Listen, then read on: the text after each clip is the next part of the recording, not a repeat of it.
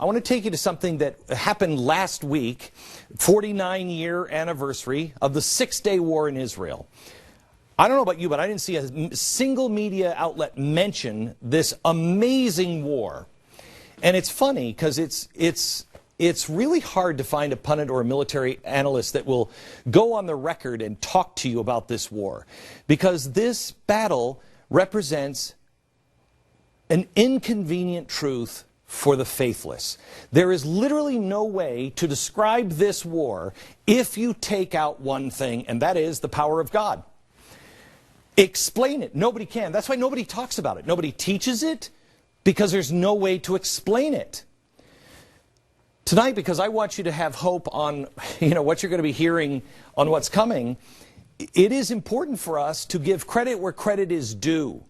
We live in a world where we are all desperately trying now, not all of us, but the world is trying to cover up and explain away God's involvement in the world.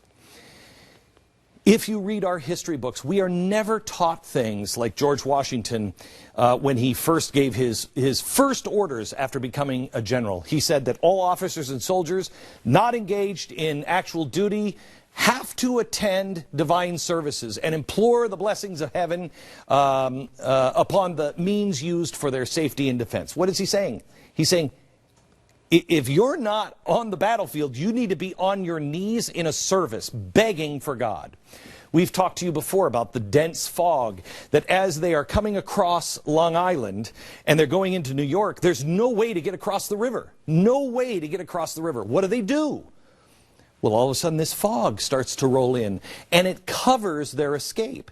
It allows Washington and his men to escape while being surrounded on this front by the British and having British ships coming down the river. Miracle after miracle after miracle after miracle. Let's go to 1812. British returned to Washington, D.C., and they set it on fire.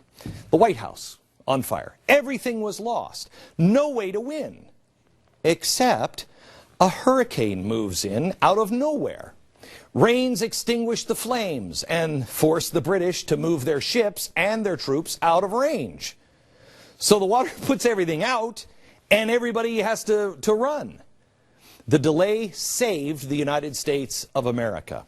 Now, I happen to read this as we are a nation that if we're humble enough, we understand divine providence plays a role because we can be a useful tool in his hands. If we become arrogant, then we become manifest destiny and we're nobody's tool. We are just a tool. That's all we are. I happen to believe, and not everybody does, but I happen to believe that our Constitution and Declaration of Independence is divinely inspired and they're sacred documents.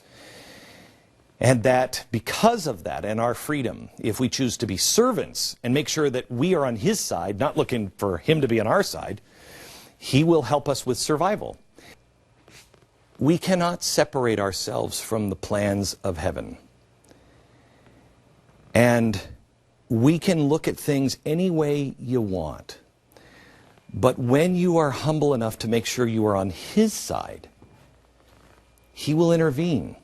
And if you are humble and worthy, he will ensure your survival. It happened in the Revolution. I believe it happened again with slavery here in America in the Civil War, and it happened here. It doesn't get any more obvious and clear-cut than what happened during the summer of 1967. Our forefathers witnessed the same things themselves, and they all said, it's the hand of God. Israel had 5 fingers, 5 miracles. God's not a bystander. He is attentive and active. He is active in the affairs of all mankind and you. And he's doing it throughout the world.